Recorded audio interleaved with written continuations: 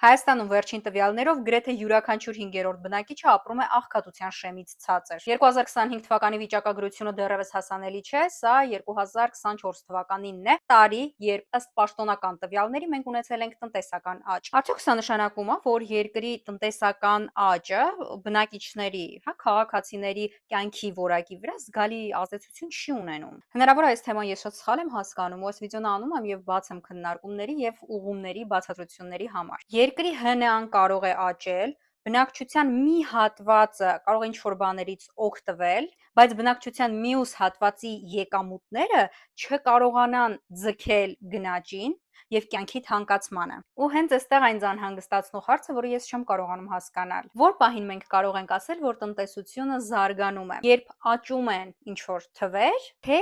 երբ ոչ միայն աճում են այդ թվերը, նաեւ սովորական քաղաքացիները իրենց կյանքի որակի վրա դրական տեսանկյունից զգում են այդ թվերի աճը։